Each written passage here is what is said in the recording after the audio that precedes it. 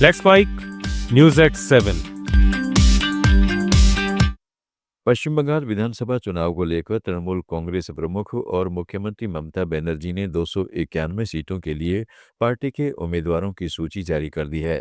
कोलकाता के कालीघाट स्थित अपने आवास से ममता बनर्जी ने उम्मीदवारों के नामों का ऐलान किया। उन्होंने कहा है कि पार्टी इस बार भी पूरी ताकत के साथ चुनाव मैदान में उतरेगी और जीत की परंपरा को कायम रखने की कोशिश करेगी।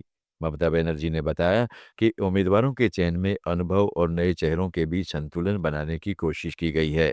कई मौजूदा विधायकों को फिर से टिकट दिया गया है, जबकि कुछ सीटों पर नए चेहरों को मौका मिला है। ममता बनर्जी ने आज पार्टी के प्रतीक वाली सफेद साड़ी पहनकर कहा कि यह विजय का प्रतीक है। उन्होंने माँ माटी मानुष के नारे के साथ बंगाल की धरती, संस्कृति और सभी वर्गों, जातियों, धर्मों व समुदायों के सम्मान की बात की। इसी मौके पर तृणमूल कांग्रेस ने विधानसभा चुनाव के लिए अपना घोषणा पत्र जारी किया। সকল সমাজের সকলকে আমাদের অল ইন্ডিয়া তৃণমূল কংগ্রেসের পক্ষ থেকে জোড়াফুল চিহ্নের পক্ষ থেকে, যেটা আমি পড়ে আছি, এটাই আমাদের পার্টির চিহ্ন এবং এটা মানে হচ্ছে ভিক্টরি।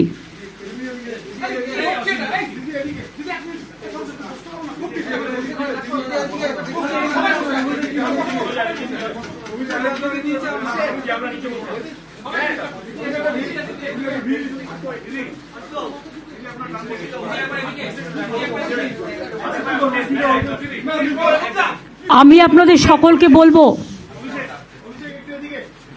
মা মাটি মানুষকে, বাংলার মাটিকে, বাংলার সংস্কৃতিকে, বাংলার অস্মিতাকে সমস্ত সমাজ, সমস্ত জাতি, সমস্ত ধর্ম, সমস্ত বর্ণ,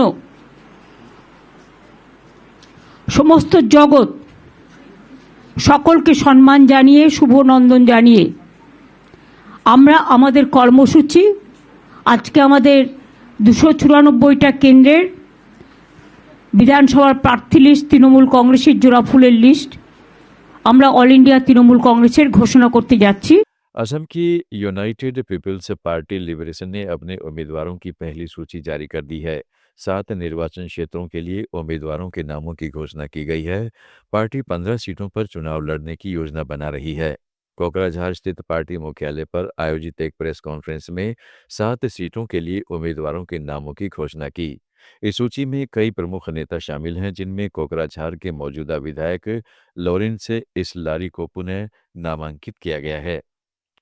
लोकसभा में नेता प्रतिपक्ष राहुल गांधी के नेतृत्व में 12 मार्च को संसद परिसर में हुए प्रदर्शन पर 204 सेवानिवृत्त सैन्य अधिकारियों, पूर्व नौकरशाहों, राजनयिकों और वकीलों ने कड़ी आपत्ति जताई है। इन पूर्व अधिकारियों ने राहुल गांधी को खुला पत्र लिखकर देश से माफी मांगने की मांग की है। पत्र में कहा गया है कि संसद परिसर में प्रदर्शन करना और सीढ़ियों पर बैठकर चाय बिस्किट खाते हुए विरोध जताना संसदीय मर्यादा और संस्थागत गरिमा के खिलाफ है। हस्ताक्षरकर्ताओं का कहना है कि लोकसभा अध्यक्ष के निर्देश के बावजूद ऐसा करना संसदीय परंपराओं का उल्लंघन है। पत्र का समन्वय जम्मू कश्मीर के पूर्व डीजीपी एसपी वैद ने किया है। जनता दल यूनाइटेड के वरिष्ठ नेता केसी त्यागी ने पार्टी से इस्तीफा दे दिया है। पिछले कुछ दिनों से अपनी ही पार्टी की नीतियों पर खुलकर बोल रहे त्यागी ने सोशल मीडिया पर अपना इस्तीफा पत्र साझा करते हुए साफ किया है कि उन्होंने जेडीयू की प्राथमिक सदस्यता छोड़ दी है और अब दोबारा सदस्यता नहीं लेंगे। इस्तीफे में उन्होंने लिखा है कि 30 अक्टूबर 2003 को जेडीयू के गठन के समय वे जॉर्ज फर्नांडिस के साथ महासचिव के तौर पर काम कर चुके हैं और बाद में शरद यादव व नीतीश कुमार की अध्यक्षता में भी पार्टी की जिम्मेदारियां निभाई। उन्होंने यह भी कहा कि नीतीश कुमार के प्रति उनका सम्मान हमेशा बना रहेगा।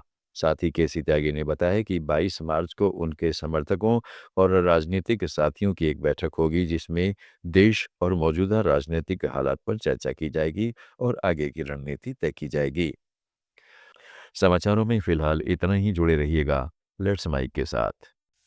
आप सुन रहे थे let's mic more than radio. Follow कीजिए हमें हमारे सोशल मीडिया प्लेटफॉर्म्स पर।